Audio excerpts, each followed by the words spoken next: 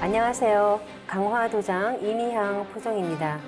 오늘도 윤영희 수호사님과 하민석 포정님 자리해 주셨습니다. 안녕하세요. 안녕하세요. 오늘은 황국의 맥을 이은 배달국에 대해 알아봤으면 합니다. 배달국은 어떤 나라인가요? 네, 우리 민족을 이제 배달의 민족이라고 네네. 하지 않습니까? 말 그대로 이 젊은이들은 이 배달의 민족이니까 배달을 진짜 잘하는 그 영어로는 딜리버리 배달의 민족으로 알고 있는데 그 배달과 우리가 말하고 하려고 하는 이 국통맥에서의 배달은 이제 한자적으로는 틀리죠.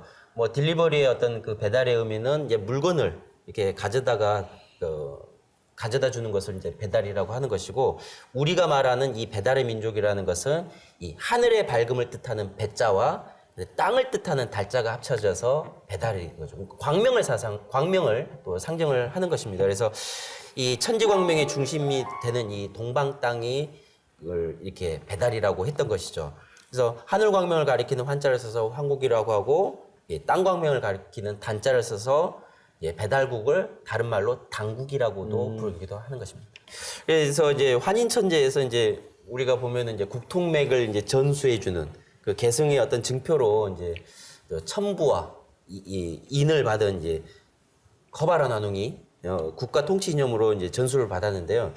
거기에 보면은 이 세상에 머물러 살며 삼신상제님의 가르침으로 다스려 깨우치고 인간 세상을 널리 이롭게 한다는 이제 제세이와 홍익인간이라는 말이 나옵니다. 그래서 우리가 뭐 학교 다닐 때 보면 홍익인간 하면 널리 인간을 이롭게 한다. 그냥 단순하게 이렇게 배웠지만 이 국가의 통치 이념을 바로 홍익인간의 어떤 통치 이념으로 이렇게 다스렸다는 거죠. 그래서 홍익인간은 이 최상의 이상적인 어떤 인간상을 지칭하는 말인데요. 이게 이 천지광명의 어떤 이상세계를 건설하여서 세상을 널리 이롭게 한다라는 그런 의미를 가지고 있고 그러한 홍익인간 사상을 펼치는 바로 그러한 사람들이 바로 이 시대의 역사의 주인공이 될 수 있는 거거든요. 그래서 전 세계 학자들이 이 홍익인간 사상에 대해서 여러 가지 말씀을 한 분들이 있는데 영국의 역사가 이 토인비는 어떤 말씀을 하시냐면은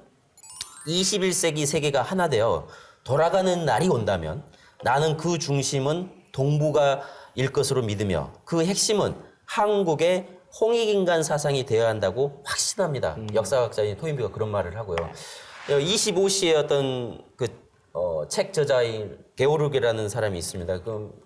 혹시 다 아시겠지만 1988년도 우리 올림픽이 있을 때 이 한국에 방문을 해가지고 우리나라 올림픽에 대한 이 에세이를 쓰기도 한 이 루마니아 유명한 작가거든요. 게오르기라는 분은 어떤 이야기를 하냐면 한국 민족이 낳은 이 홍익인간 사상은 21세기를 주도할 세계의 지도 사상이다. 엄청난 말씀을 하시는 거죠. 또 하이데거, 독일의 실존주의 철학자 하이데거는 또 무슨 이야기를 하냐면 세계 역사상 가장 완전 무결한 평화 정치를 2000년간 펼친 단군 시대가 있었음을 압니다. 그래서 나는 동양 사상의 종주국인 한국을 좋아합니다. 그러니까 역사학자가 됐던 철학자가 됐던 뭔가 석학들 공부를 해본 사람들은 이 동방 우리 한민족의 그 홍익인간 사상에 대해서 어떤 뭔가 이렇게 동경을 하고 아주 앞으로의 어떤 정치를 이렇게 하는 뛰어난 사상으로 받들었다는 거죠. 그래서 2000년 동안 어느 나라도 왕조가 2000년, 뭐 3000년, 1000년 이렇게 된 나라가 없었거든요. 중국을 봐도 뭐 몇십 년 하다가 이렇게 왕조가 바뀌고 있었는데 그러한 이 우리 한민족의 역사 속에서 보면은 뭐 기본이 1000년 이상 이렇게 나라를 통치를 해온 그 바탕에는 이 홍익인간 사상, 세상을 널리 이롭게 한다는 그런 천지광명으로서 그런 사상들이 바탕이 되었다는 것이죠. 그 홍익 정신을 이렇게 실천했던 배달국 시대에는 어떤 상인들이 그렇게 계셨을까요? 그래서 크게 이제 세 인물을 이제 거론하고 싶은데요. 일단은 태호복희 씨, 그다음에 염제 신농 씨, 그다음에 우리 치우천왕입니다. 중국은 일찍이 그들을 신화 속의 인물로 사실은 언급하면서 뭐 태호복희 씨는 인두사신이다. 얼굴은 사람인데 몸은 뱀이고 그다음에 뭡니까? 염제 신농은 우두인신이다. 얼굴은 소인데 그 몸은 사람이다. 그래서 서양의 무슨 신화랑 맞물려가지고 얘기하는데 지금은 역으로 이제 그분들을 자신들의 조상으로 아주 떠받들고 있지 않습니까? 그럼 어떤 면모가 그들로 하여금 그렇게 극적반으로 태도를 달리하게 했는가? 일단 태호복희 씨는 5대 태후이 환웅의 12번째 막내 아들. 그 막내 아들께서 아주 엄청난 업적을 세워요. 사실 인문시조라고 해서 중국의 거대한 사상을 시조로 받들고 있는데 일단 하도를 발견합니다. 하늘에서 내려준 상을 보고 지금 동양의 우주론의 바탕이 되는 음양오행을 이제 처음으로 밝히신 분이고요. 그다음에 태극기에 박혀 있는 8괴를 지어가지고 주역의 기초를 닦았고, 그다음에 해시계 그 규표를 발명을 하신 분이고, 그리고 그럼 시계가 있고 달력이 있어야 되잖아요. 24조로도 발견하고, 지금 우리 이렇게 결혼하는 혼인 제도도 정하셨던. 그러니까 인간 문명사의 그 모든 문화를 안 건드린 게 없는 큰 빅픽처를 세운 그 설계자. 문명사의 아버지네요. 그렇죠. 그러니까 그 태극 중국에서 제일 아쉬워한다는 게 우리나라한테 그 태극기를 뺏긴 거를 이렇게 아쉬워한다라고 하잖아요. 그래놓고 근데 우리 아이들은 태극기 그 중국 거를 갖다가 우리 왜 국기에 박아놨냐고 착각하고 있는데 이게 우리 조상이라는 거. 그 다음에 이제 그 염제 신농 씨 하면 그 8세 안부련 환웅 시절에 신하로 소전 씨가 있습니다. 강수의 군병 감독관으로 갔기 때문에 강수에 살았고 그래서 성이 강씨예요. 그리고 인류 최초의 성씨 자체가 강씨고요. 그래서 그 신농 씨는 이름부터가 뭡니까? 신농이지 않습니까? 우리가 뭐 요즘에 뭐 뛰어나면은 노래 잘하면 뭐 갓종신이다 하듯이 농사의 그냥 신이에요. 그죠? 그러니까 농기구와 약초를 발견하면서 백초를 맛보아서 뭐가 독이 있고 뭐가 약이 되는지를 몸으로 직접 임상 실험을 해가지고 경농의 시자이자 동서의학사의 원조니까 서양의학이든 동양의학이든 조상님이죠. 뭐 우리는 뭐 히포크라테스를 앞세우지만 그보다 더 히포크라테스의 히포크라테스인 거죠. 그래서 그렇죠. 그 다음에 시장, 우리가 지금 물건을 교육하는 시장도 이분의 작품이라는 거. 그러니까 무시할 수 없는 자본주의의 그러니까 원조라고도 할 수 있어요. 그죠? 근데 마지막으로 언급하고 싶은 분은 이제 배달국의 14대 치우천왕, 자오지천왕께서는 청동기와 철기 문명의 시조, 병법의 시조. 그러니까 역사의 수많은 어떤 명장들의 원조에 계시죠. 그 예를 들면은 이제 러일 전쟁 때는 러시아가 압도적이고 일본이 이렇게 미약했는데 일본 제독은 이순신 장군한테 빌고 싸움에 나갔다는 거죠. 자기가 그때 군신이니까. 근데 명량해전을 이긴 정유년의 정유재란 때 신에게 남아있는 12척으로 그 울돌목에서 이겼던 그 이순신 장군은 누구한테 죄를 지냅니까? 치우천왕. 그렇죠? 그래서 전쟁의 신. 그렇죠. 전쟁의 신. 그럼 그분이 어떻길래 중국의 그 원조라고 받들어지는 황제 헌원하고 10년 동안 집요하게 73번을 싸우는데 73전 73승. 한 번도 안 져준 거죠. 응? 근데 그 역사를 이제 사마천은 사기에 완전히 뒤집어 놨는데 그래서 이 역사를 우리가 모르고 있죠. 그리고 지금 그거는 도깨비처럼 치유되고. 근데 그게 2002년 월드컵 때 우리 붉은 악마의 어떤 마스코트로 다시 부활을 했던 거고요. 그래서 지금 국사에서는 BC 3세기에 중국으로부터 철기가 건너왔다 이러고 있는데요.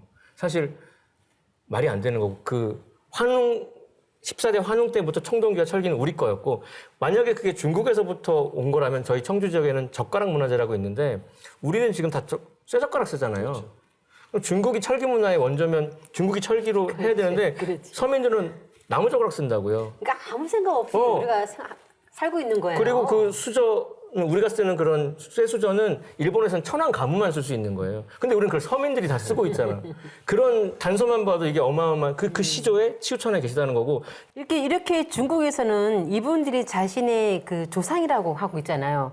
근데 우리는 이런 분들이 우리 조상이라는 것을 전혀 모르고 있다는데 정말 너무나 좀 참 답답합니다. 정말. 근데 사실 이 중국 대만 학자인 슈랑지나 그 중국 학자 예너밍은 이 동방 역사의 주류가 자신들 중국 한족이 아니라 바로 이 동이라는 공통된 의견을 학자들은 이야기를 하거든요. 그러니까 학자들의 어떤 자존심, 그 자존심은 있는 거예요. 그러니까 양심은 있어서 이 자신들의 그 한족이 아니라 바로 이 동이족의 뿌리가 된다. 그래서 이 동이라는 말은 이 동, 이 태양이 떠오르는 그 광명을 또 상징을 하거든요. 그래서 그리고 이제 동이라는 건 생명이고 탄생이고 어떤 시작을 담고 있기 때문에 이 광명 사상으로서의 바로 한민족이 바로 동이족이 되는 것이죠. 예로부터 이제 중국인들이 이 동방 배달 민족을 이렇게 동이라고 부른 것은 이제 아까 이야기했듯이 치우천왕이 큰 활을 만들어서 썼기 때문에 치우천왕에게 10년 동안 73번을 싸워가지고 한 번도 못 이긴 거예요. 그래서 이른바 공환증이 생겨서 이 동이라는 말을 이제 자기들 역사 속에서는 이 오랑캐 어떤 그 동물로서 이렇게 표현을 한 것이죠. 그래서 사실 이 동이라고 하는 말이 이제 치우천왕이 최초로 큰 활을 만들어서 쌌기 때문에 배달국의 치우천왕이었기 때문에 배달동이다. 처음으로 이렇게 동이라는 말이 거기서 나오는 거라고 해요. 그래서 이제 이 배달국이라고 하는 거는 신석 시대 말부터 우리 지금 동이 회수, 그다음에 황하위역, 그러니까 그 산동반도에 이런 중국 동해안이랑 그 만주, 바레만 그리고 한반도에 걸쳐서 그 이어왔던 거를 그대로 이제 고조선이 이제 이어오게 되죠. 그 동이족들이 이제 배달국에 이어서 고조선을 세우게 되는데 한국에서 발원한 배달의 동이족들이 동북아 문화의 아주 뭐랄까 원조고 그들에 의해서 꽃피운 거고 우리가 주체 세력이 우리가 천자국이었다는 거가 사실은 정말 강조돼야 될 역사의 그 노른자인데 우리가 지금 그걸 중국의 사대주의에 이렇게 찌들고 일제 식민사에 의해서 지금 모르고 있습니다. 근데 결국 중국 문화의 발원과 한족인 화족을 형성하고 왕조사의 주축을 이룬 것도 중국의 제왕들도 죄다 뭐다? 동이족이었다는 것이 또 중국사를 공부해보면 금방 드러나는 거거든요. 그 배달국에 그러니까 좀 문화를 들어가 봐야 되겠는데요. 그 배달국의 찬란한 문화를 보여주는 것이 그 가장 대표적인 것이 홍삼 문화 아닙니까? 그 1980년대 인류의 역사를 새로 써야 한다고 하는 그 현대사의 가장 큰 발굴 사건이 바로 그 홍삼 문명인데요. 세계 4대 문명을 앞서는 국가 성립 단계의 고도로 발전된 문명이 이미 6,000년 전 배달 시대 이래 우리 조상들의 활동 강력이었던 내몽골 지역과 중국 요령성 지역에서 유적과 유물이 대거 발굴되면서 이 홍삼 문명이 드러나기 시작했어요. 그 왜곡된 한민족의 뿌리 역사의 진실이 중국의 홍삼 문화 유적 발굴을 통해서 송두리째 드러나게 된 것인데요. 홍삼 문화가 세계적인 주목을 받게 된 것은 어떻게 된 일일까요? 이게 그러니까 불과 30-40년 전 사건입니다. 저희가 살아있는 동안에 일어난 사건이죠. 근데 그 1979년도에 요령성 객자연에서 제사 유적이 먼저 발견이 되고 83년도에는 그 인근 우하량촌에서 아주 적석청, 신전, 제단 한꺼번에 발굴이 돼가지고 네, 그러니까 깜짝 놀라게 되죠. 그러니까 근데 그 흔적들이 암시하는 문명이라는 것이 계급이 분화돼 있고 국가 단계의 고대 문명이라는 것은 그냥 동네에 그냥 아주 그냥 작은 아기자기한 게 아니라 어마어마한 제국이었다는 걸 암시하는 흔적들이었기 때문에 놀랐는데 특히 이제 중국에서 함부로 할 수 없었던 것이 적석청이라는 돌무덤 양식. 왜냐하면 그게 우리 고대부터 삼국시대까지 계속 나타나는 한민족의 대표적인 묘제인데요. 중국은 황하 지역에 살면서 한족들은 그 흙, 토각묘를 썼거든. 그러니까 맞습니다. 그거를 아무리 자기네 거라고 주장할 수가 없는 거예요. 그래서 결론적으로 홍삼문명의 주인공이 우리 배달 동이족이 된다는 것을 말해준 유적이 나온 겁니다, 이게. 그래서 이제 중국에서 그 홍삼 문화를 이제 신비의 왕국이다. 그러니까 그리고 이제 만리장성을 이제 고무줄 느리듯이 느리는 그 원동력이 된 게 바로 이 만리장성 바깥 아까 이야기했듯이 서육 남만 북적 동이라고 해가지고 자기 나라들 중심으로 해서 전부 다 동서남북은 오랑캐였는데 앞선 문명 4대 문명보다 앞선 문명이 그 만리장성 바깥에서 나오다 보니까 이제 만리장성을 고무줄 느리듯이 쫙 느리게 되는 왜곡의 거죠. 시작이 이제 홍삼 그렇죠. 이게 문명이 발굴되면서. 드러나면서부터 이제 시작된 거죠. 이게 홍삼 문화가 세계인을 놀라게 한 여러 가지 특징 가운데 하나가 바로 아주 정교한 그런 그리고 또 다양한 그런 옥문화라고 합니다. 옥이란 것은 고대의 금이나 다이아몬드보다는 가치가 있는 신의 성물이라고 하는데요. 옥은 변하지 않는 보석으로 영생불멸을 뜻합니다. 또 하느님의 신성을 상징하기도 하죠. 그래서 하느님을 옥황상제라고 합니다.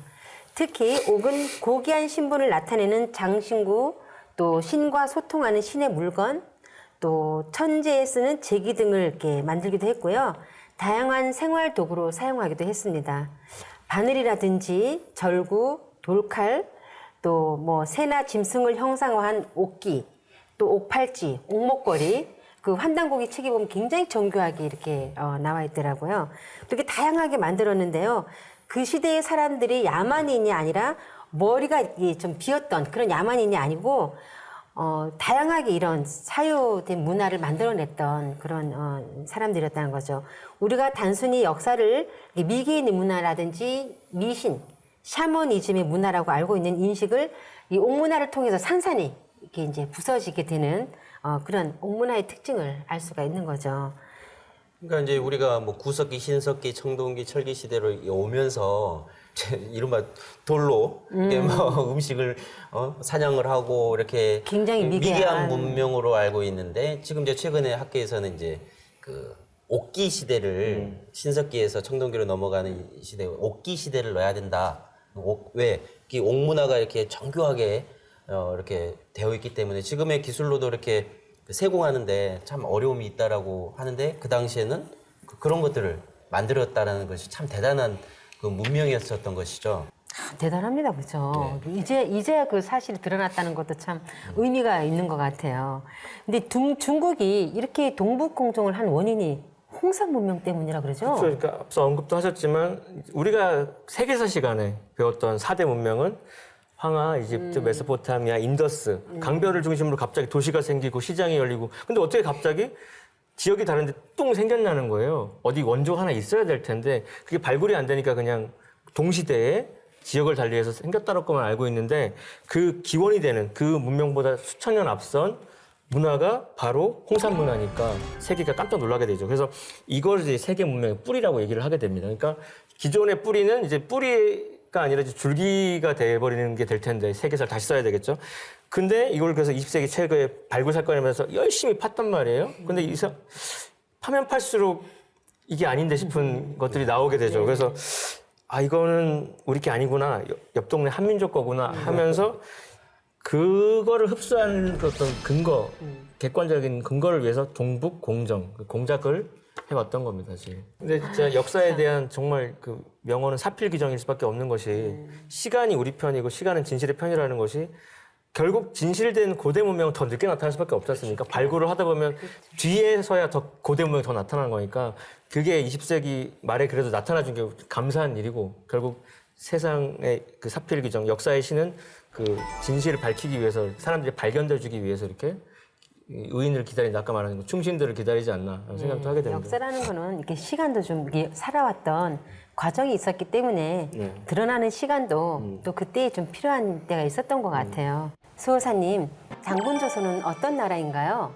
그 우리가 러시아의 유엔푸진이라는 러시아 그 역사학자가 있는데 그 역사학자가 이런 말을 합니다. 이 동북아에서는 이 조선이라는 나라를 빼버리면 이 역사 자체가 성립이 될 수가 없고 그 가장 그 중요한 그 포지션을 가지고 있는 게 바로 고조선이라고 이야기를 하고 있거든요. 그래서 유엔푸친이라는 러시아학자가 직접 고조선이라는 책을 쓰기도 했어요. 아, 그래요? 그래서 우리나라에 번역돼서 오기도 했는데 그 학자가 하는 이야기가 무슨 말이냐면 중국과 일본은 없는 역사도 있는 역사를 자기들 역사로 만드는데 왜 한국은 있는 역사도 없다라고 하는지 도대체 이해할 수 없는 나라다. 듣고 보니까 정말 화가 나요.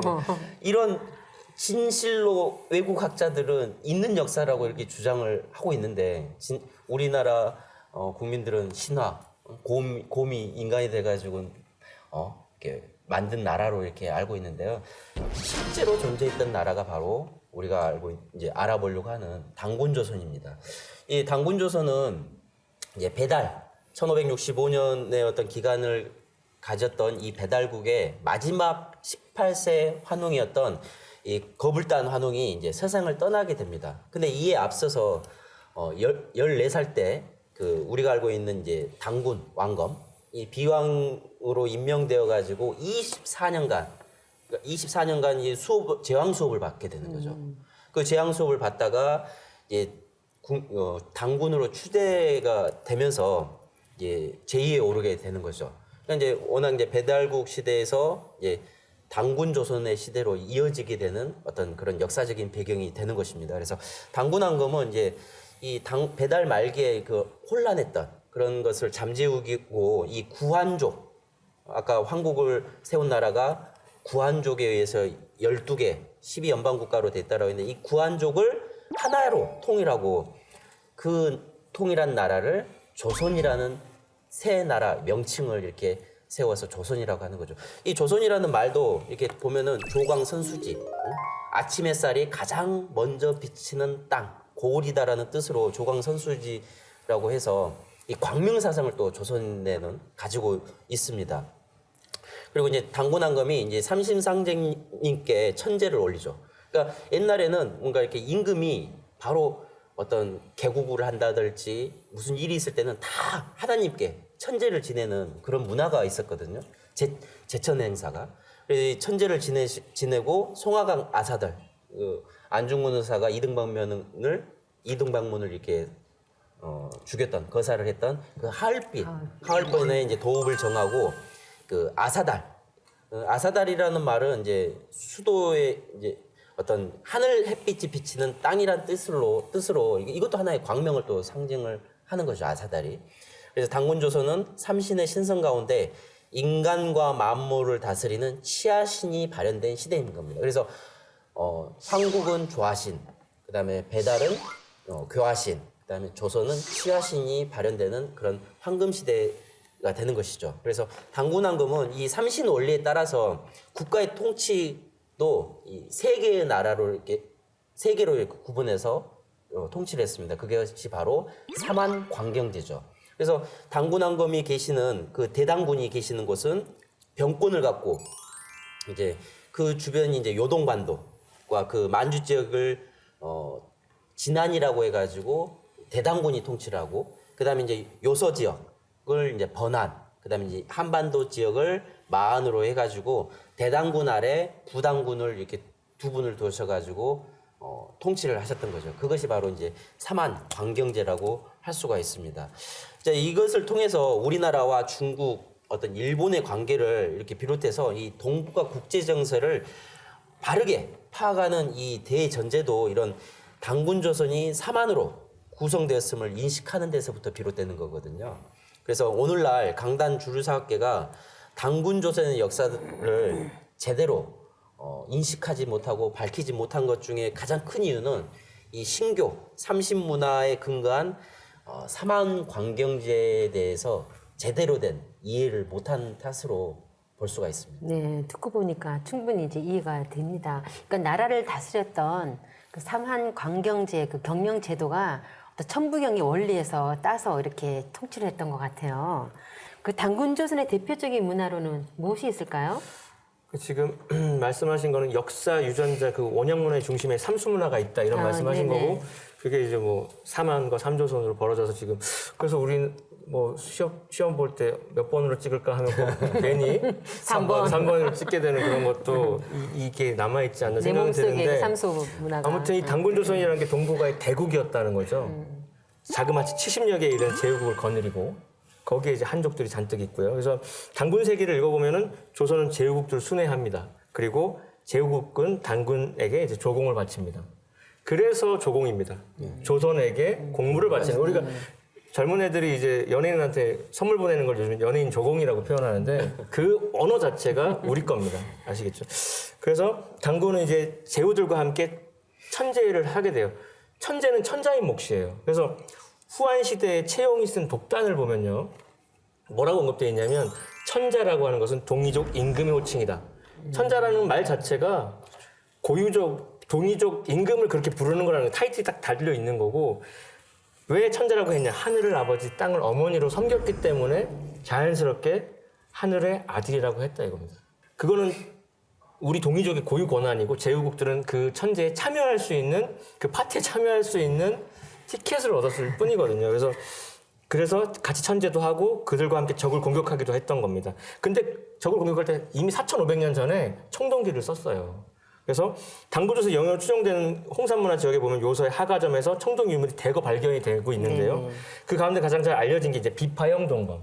비파 악기 모양의 동검인데 이게 요소, 요동, 만주, 중국, 하북성, 산동성, 한반도 전역 그러니까 이 유물이 발견되는 곳이 고조선의 강역이었다라고 얘기하면 되는 거죠. 그래서 이게 요서부터 한방까지 있었다는 것 자체가 이 단군조선이 사만으로 그 분리해서 나라를 다실 수밖에 없는 사이즈가 크니까 그런 이유도 되긴 되는데, 그래서 지금 이 하가점, 하층 문화, 상층 문화를 알려진 청동기 문화가 황하유역에서는 겨우 2200년 전에, 그 다음에 저 시베리아가로 가면 1700년 전에 발견되니까 우리 문화로부터 멀어진 데는 더 늦게 발견이 된다는 겁니다. 그래서 그래도 근데 우리나라의 그 강단 사학계는 우리의 청동기 문화는 기껏해야 1300년, 서기 1300년으로밖에는 안 갔잖아요.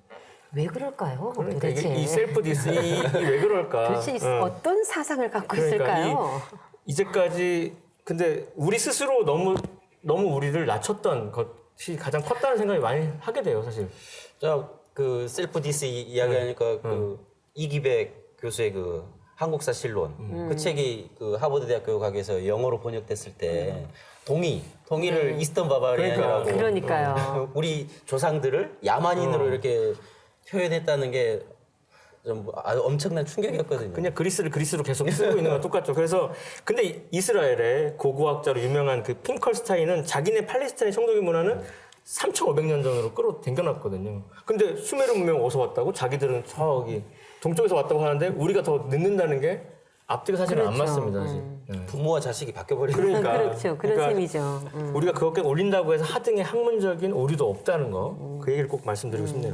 그럼 단군조선의 문화하면 우리가 그 거성 문화를 또 빼놓을 수가 없잖아요. 거성 문화하면 또 고인돌 아닙니까? 네, 그래서 원래 고인돌은 신석기 시대와 청동기 시대에 나타난 돌무덤 형식이잖아요. 예. 그리고 전 세계에 한 6만여 개가 있습니다. 만주와 한반도에도 특히 이제 한 4만여 개가 이렇게 있는데요.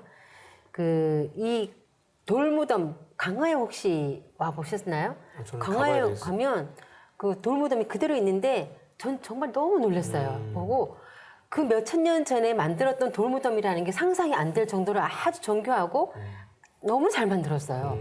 이게 정말 무덤일까? 그런 생각도 했는데요. 그렇게 긴 역사가 왔는데도 불구하고 너무나 잘 보존된 거에 또 한번 감탄을 했는데요. 이런 돌무덤을 만드는 데는 얼마나 많은 인력이 소모가 됐을까? 그렇다면 그때에 이런 강력한 통치 체제가 아니었다면 이런 돌무덤도 만들지 못했을 거라는 것을 이제 엿볼 수가 있었는데요. 고인돌은 고조선 시대에 이미 국가가 출현했다는 것을 증거하는 것도 되죠. 그렇다면 우리가 여기서 단군조선이 대내외적으로 끼친 영향이 무엇인지 그것도 한번 알아봤으면 좋겠어요. 그 단군왕금 제50년입니다. 서기전 2284년에 홍수가 나서 강이 범람하는 사건이 일어납니다. 그래서 백성들이 너무 이제 고초를 겪으니까 단군왕금께서 풍백팽우한테 물을 다스리라고 명을 내리거든요. 국토해양부 장관한테. 그리고 그 다음에는 운사 배달신을 시켜가지고 그 고인돌만은 그 강화도의 마리산에 삼랑성하고 제천단을 쌓고 천제를 올리시거든요. 이 국난을 좀 극복해달라고 네. 상제님께 기도를 하게 되는데 그게 지금까지 남아서 이제 우리 강화도를 빛내고 있는데요. 당시 이제 중국도 요임금의 통치 시기였고 요임금 마렵이었는데 단군조선은 물난리 치고 몇 년이 지나가지고 똑같이 겪게 됩니다.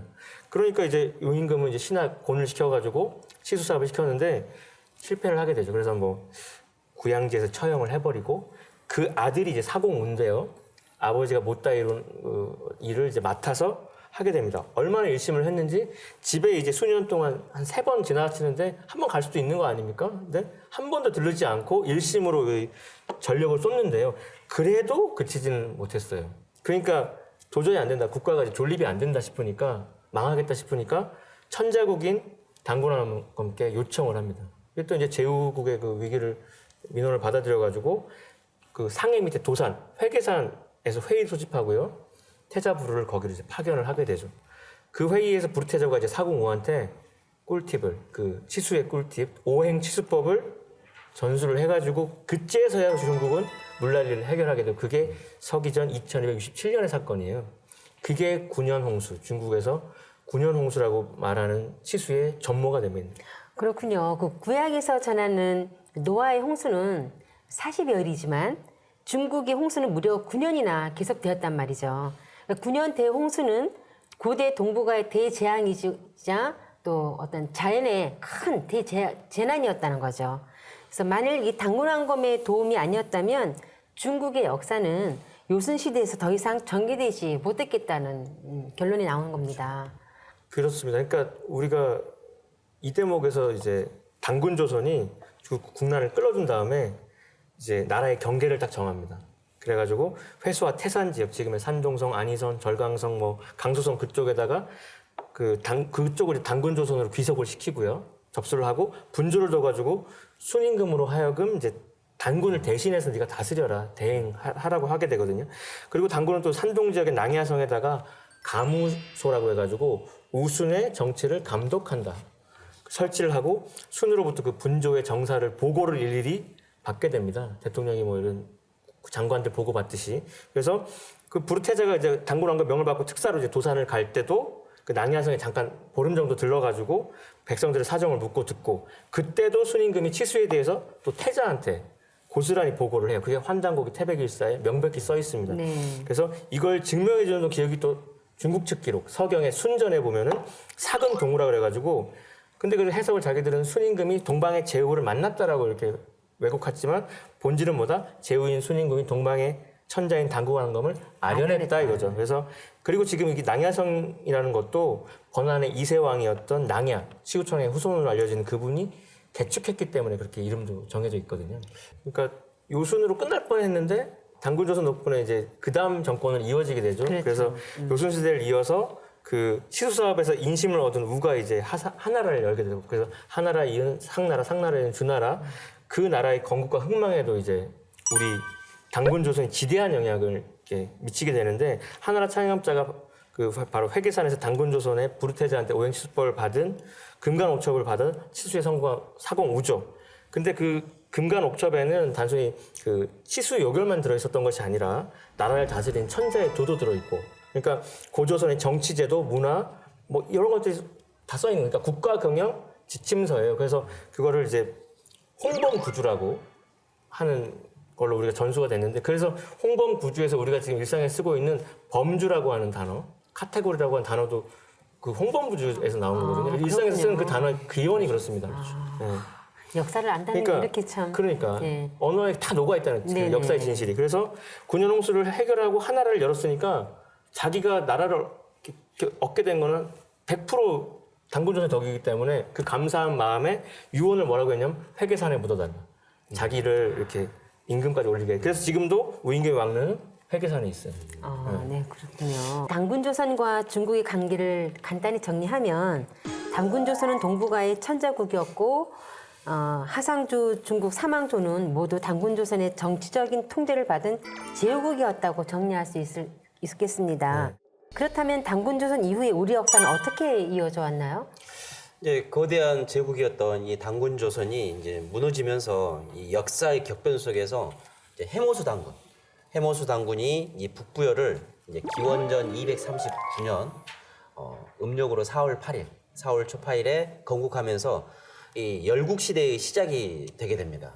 그리고 이 북부여에서 이제 대진국으로 이어지는 이제 한민족 국통의 어떤 줄기 시대가 이제 열리게 되는 것인데요. 이 1200여 년을 여는 이제 대사건이 바로 해모수 당군이 개국한 북부여가 되겠습니다. 그래서 이 왜 북부여냐? 이제 당군 조선이 이제 좀 국난이 좀 어려울 때 이름을 이제 대부여로 이름을 바꾸게 되거든요. 근데 그 대부여의 북부를 중심으로 나라를 열었기 때문에 나라 이름을 이렇게 북부여라고 하는 것입니다. 백성들은 이러한 이 북부여를 연 해모수를 당군으로 추존하고 모시면서 이 북부의 역사가 이제 시작을 하게 되는데요. 6분의 당군이 182년의 역사를 가지고 있는데요. 그 5세 당군이었던 이 고두막 당군이 때부터 이제 후기로 나누게 되는데요. 이 한무제의 침략에 맞서 이제 북부여를 구하신 분이 바로 이 고두막한 당군이 이 동명왕이 됩니다. 우리가 이제 흔히 주몽성제를 이 동명왕으로 알고 있는데요. 실제로는 이 고두막 당군이 바로 동명왕이 되는 거죠. 그러니까 주몽성제가 동명왕이라는 것은 왜곡된 역사를 이렇게 우리가 알고 있는 겁니다. 이 동명이라는 말은 이 졸본부여, 졸본부여를 세우고 즉위한 이 고두막한의 호가 동명이었거든요. 그래서 이 동명왕이라는 것은 바로 고두막한 단군을 이야기를 한다는 것입니다. 이후에 이제 북부여가 고조선을 계승하였다는 사실은 이 한민족 고대사의 국통맥을 바로잡는 핵심 요체, 서두에 이야기했듯이 이 잃어버린 그 연결고리, 잃어버린 그 연결고리를 시켜주는 것이 바로 북부여라는 것이죠. 그래서 이 북부여가 이 고조선에서 고구려로 이 하는 그 중요한 그 나라이기 때문에 이 북부여를 제대로 아는 날, 이 동방 배달 민족사의 9,000년 역사, 이 국통맥이 온전하게 자리 잡고 설 수가 있는 것입니다. 그래서 말씀을 들어보면은 그리고 이제 환단고기를 통해서 비로소 이게 역사를 다시 깨닫고 보면 우리가 학교에서 이거 안 배웠거든요. 현행 교과서가 진짜 주몽이 동명 성왕이고 주몽 아버지는 해모수다 해서 180년 역사를 그냥 6대에 걸친 역사를 딱 압축도 해버리고 아예 뭐 없어져 버렸는데, 그러니까 간에서 피가 만들어져가지고 심장으로 피를 보내고 심장이 전신으로 막 피를 보내야 돌아가는 오장육부에서 장기 하나를 적출한 느낌이에요, 이게. 그러니까 우리가 환단고기는 빼앗긴 장기를 다시 집어넣어서 이렇게 역사의 맥을 이어주고 있는데요. 그래서 실제 그럼 역사가 뭐냐? 근데 왜 그 역사가 그대로 남겨졌냐고 보면은 그 일제가 남겨놓은 삼국유사랑 삼국사기에 그대로 그게 써 있으니까 그거를 우리는 그대로 알고 있는 거죠. 그렇죠. 장기를 빼고서 봉합을 해놓고서는 그게 마치 원래 그랬던 것처럼. 근데 그 조선시대 때 연산군 때 문관인 김철량이라는 분은 그가 부에 이렇게 써놨습니다. 동명이 창업하고 주몽이 계승했다. 그러니까 동명과 주몽을 엄연히 5대, 7대 단군을 다른 인물로 비정을 해놨기 때문에 실제는 다른 인물을 알 수 있는 근거가 있는 거고, 그러니까 한무제가 이제 우고 정권을 무너뜨릴 무렵에 고두막한이 이제 졸본에서 나라를 열었으니까 졸본부여가 있었다는 말씀이고, 스스로 동명왕으로 칭을 했고 한무제 격퇴한 다음에 왕위를 넘겨받아가지고 북부여에 5대 단군으로 즉위를 하는데, 이제 4대 단군의 동생이었던 그 해부르가 북부여를 떠나서 동쪽에 새로운 부여를 세우면서 그러니까 동부여가 세워지고 그게 가서본이었다 그래서 그 다른 말로 가서본부여다. 그러니까 좀 복잡하긴 하지만 그렇게 돌아가고 있는 그 맥을 모르면 지금 역사 왜곡의 실체를 감 못 잡을 텐데 이게 너무 명확하게 뭔가 교통정리가 되는 느낌이 드네요. 그러니까 부여사를 제대로 알아야, 그러니까 우리가 부여라고 하면 그냥 하나의 국가로만 알고 있는데 이 열국 시대였기 때문에 부여사 뭐 가서본 부여랄지 북부여랄지 동부여, 서부여 이렇게 여러 가지 부여가 있기 때문에 그 역사를 제대로 알아야만 고조선에서 이 고구려로 연결되는 이 열국 시대에 연결되는 그 진정한 이 국통맥을 알 수가 있는 것이죠. 그 이야기를 좀 첨언을 해볼게요. 그 삼성기 상을 이제 읽어보면 이렇게 마지막에 이렇게 끝나죠. 사해모수하사 위태조하시고 시건원하사 위담을 하시니 시위 고구려 시조하시니라. 해모수를 태조로 모시고 고구려를 열었다. 칭제 건원하고 그래서 고토를 회복하겠다는 연호도 쓰고. 근데 그러니까 주몽이라는 존재는 북부의 시조인 해모수의 4대손입니다. 근데 해모수의 둘째 아들 고진의 손자인 고진의 손자는 불리진데 유아부인하고 사이에서 태어나죠. 근데 또 북부여의 6세 단군인 고무수 단군이 아들은 없고 자신을 천재지자라고 표방하는 주몽이 범상치 않으니까 자신의 둘째 딸 소선호를 붙여서 혼인을 시켜가지고 사위로 삼으면서 사위에게 대통을 물려줍니다. 그때가 기원전 58년. 그래서 7대 단군으로서 이제 북부여를 꾸리다가 훗날 이제 나라 이름을 북부에서 고구려로 바꾼 게 기원전 37년. 근데 왜 북부여를 고구려로 바꿨냐? 해모수, 자신의 시조의 고향이 고구려이기 때문에 그러니까 고향 이름을 국호로까지 쓸 정도로 자신의 기원이 해모수임을 강조했던 거죠. 근데 이제 그 고구려가 또 망할 때 그 대중상이라는 인물이 나타나죠. 그러니까 고구려 전 문명인 북부여가 원고구려라면 고구려가 이제 망하고서 그 대중상이 동쪽에 동모산에 이르러서 성을 쌓고서 거기에 나라를 열으면서 고구려를 회복한다 그래가지고 후고구려라고 하게 되는데 그때 대중상은 또 죽어버립니다. 뜻을 못 이루고 그 아들이 대조영이 당나라군을 격파하고 육청리 강역을 개척해가지고 옛 영토를 굉장히 많이 회복을 하거든요. 그리고서 699년에 국호를 이제 대진이다. 선포를 하게 되는데 그 대진의 진이라고 하는 것이 큰 대자에 동방을 뜻하는 진자거든요. 그래서 동방 광명의 큰 나라, 광명의 상징의 이름을 그대로 따가지고 위대한 동방의 나라라고 편명을 하게 되는데요. 우리나라 사람들은 그 나라를 발해라고 학교에서 배우더라고요. 그러니까요. 그러니까 네. 이것도 당나라의 그 속셈인데 713년에 대조용을 이제 좌위 대장군, 발해군왕, 호란 주도독이라고 뭐 거기에 책봉했다는 식으로 또 왜곡을 시켜놓거든요. 그걸로 인해서 마치 한민족의 종주국이었던 대진이 뭐 발해로 제후국인 것처럼 이렇게 격화시킨 걸로 우리가 또 인식하고 있게 되는 거예요. 바닷가 이름으로 이렇게 그러니까 나라 이름. 바다 이름을 그러니까요. 격화를 시켜서. 근데 대신국은 이렇게 독자적인 연호를 썼단 말이에요. 그때 거란이 침입하면서 그 이제 국가가 속수무책으로 무너져 버리게 되면서 5천년의 그 한민족 그 대륙사가 이제 막을 내리게 되는데요. 남북국 시대를 계승했던 고려는 그렇다면 어떻게? 이제 대진과 이제 우리가 후신라인 통일신라 이 신라가 공존한 이 남북국 시대라고 그걸 북쪽에는 대진국, 남쪽에는 통일신라이고 남북국 시대라고 이렇게 지칭을 합니다. 이제 이걸 계승했던 나라가 바로 이 고려. 이 고려 역시 황제의 국가였죠.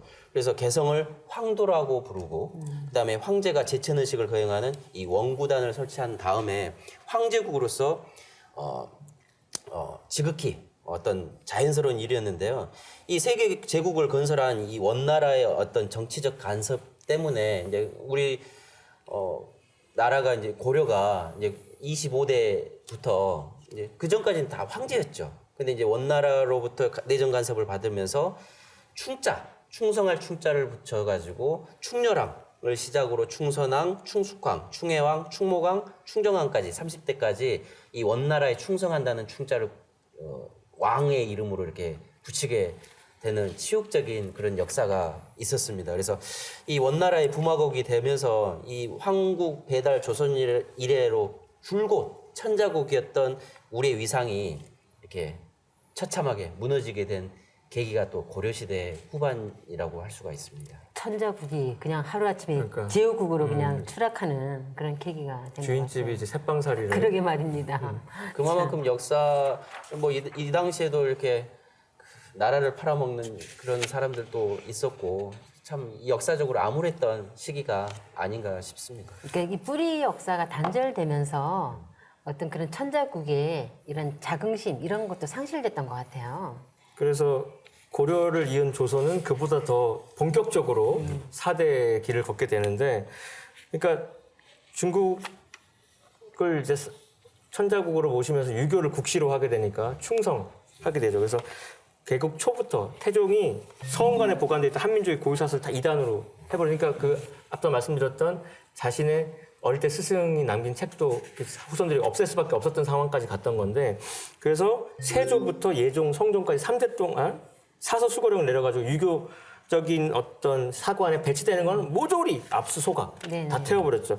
스스로 우리 역사를 파괴했다는 거죠. 그래서 명나라 사대주의에 복속되고 조선 백성은 명예 신민이라 그래서 한참 그 명나라가 망해갈 때도 그 임진왜란때 명이 좋아졌다는 명목하에 그 청나라가 뜨고 있을 때도 그 명예에 대한 충성을 강조했던 신하들이 많았던 거, 그런 역사도 우리가 잘 알고 있지 않습니까? 그러니까 한문은 진서고 우리 또 한글은 언서로 무시하던 그런 시절이 됐고, 조선은 사실상 그러니까 한일합방 전에 그 경술국치였던 1910년 그 전부터 이미 정신적으로는 뭐다? 한중합방이 돼 있었다.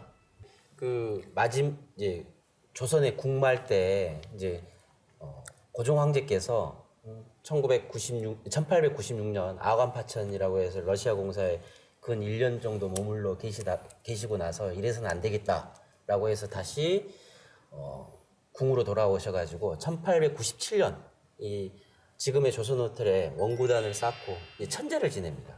천제를 지내면서 이 대한제국이라고 국호를 이렇게 선포를 하시는 거죠. 그러면서 이제 조선 시대 왕들은 그 임금님들은 다들 왕이었지만 마지막 황제는 이제 마지막 두 분은 고종 황제와 순종 황제. 황제는 이제 두 분으로 이렇게 조선의 역사가 마무리가 되게 되거든요. 근데 이제 이 고종 황제께서 왜 대한제국이라고 이렇게 국호를 바꿨느냐? 이 대한은 당군왕금이 세운 이 고조선의 사만에서 기원한 것인데요.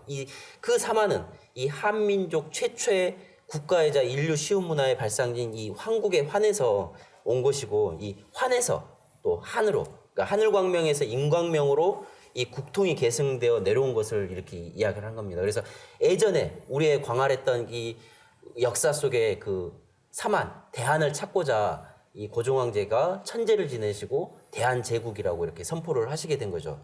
그래서 이 고종황제가 올린 이 원구대제는 이 끊어진 한민족의 천재 문화의 맥을 되살리고 우리가 본래 천자국이었음을 이렇게 대내외적으로 선포한 역사적인 대사건이라고 이렇게 이야기를 할 수가 있는 거죠. 이러다 보니까 이제 일제가 이렇게 고종황제를 좋게 보지만은 못한 거죠. 그래서 결국 이제 독살을 하기까지 이르게 되는데요. 이제 한국에서 이 시작된 이 국통맥이 9번의 변해서 지금 우리가 살고 있는 이 대한민국까지 왔는데요. 만약 이 한민족이 이 우주사적 전환기에서 살고 있는 인류의 모든 문제와 갈등을 극복하고 새롭게 천부경에서 말하는 이 10번째 나라를 세우게 된다면 이 우리나라가 다시 근본으로 돌아가 인류 최초의 국가였던 이 황국을 더욱 성숙된 모습으로 갱생시키는 이 황국이 될 것이라고 이렇게 자부할 수가 있습니다. 네. 그것이 바로 이 국통맥을 제대로 아는 데 있는 것이죠. 네, 좀 발음이기도 합니다. 오늘 이제 그 환단고기를 바탕으로 한국으로부터 대한민국에 이르기까지 우리나라의 국통맥을 알아봤는데요. 오랜 시간이었습니다. 끝으로 우리나라의 족보인 국통맥에 대해서 소사님 간략하게 한 말씀 해주시죠. 예, 증산도 안운산 태상종도사님께서는 이런 말씀을 해주셨습니다. 역사를 가르치지 않는 것은 자식을 낳아 놓고서 성을 가르쳐 주지 않는 것과 똑같다라고 이렇게 하셨는데요.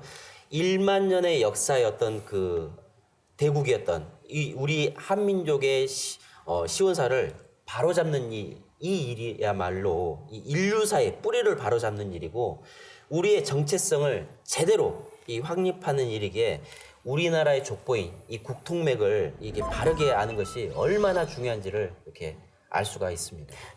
그렇습니다. 뿌리는 생명력 그 자체라고도 할 수 있습니다. 우리가 반드시 알아야 할 한 나라의 계보와 그 정통맥을 국통맥이라고 하는데요. 가정의 혈통의 계보를 전하는 족보가 있듯이 국가의 계보를 전하는 국통이 있습니다. 우리의 국통맥은 9,000년의 국통맥을 가진 나라입니다. 우리는 그동안 찢겨지고 왜곡된 뿌리 역사로 인해 전통 문화도 잃어버리게 된 것이죠. 중국과 일본이 만든 거짓말 역사가 버젓이 우리 국통맥에 끼어든 것입니다. 이제 미래의 청소년들에게도 올바른 역사와 정확한 국통맥을 심어줘야 하겠습니다. 우리의 정신을 일깨워주고 인류 시원 역사와 한민족의 원형 문화를 전하는 역사 문화 경전인 환단고기와 한민족과 증산도 책을 통해 그리고 상생방송에서 매주 방영하는 환단고기 콘서트를 시청함으로써 나라의 국통맥을 바로 세우고 민족의 혼을 깨우는 계기가 되셨으면 합니다. 오늘 함께 해주신 윤영희 수호사님, 한민석 보정님 말씀 고맙습니다. 지금까지 시청해주신 시청자 여러분 감사합니다.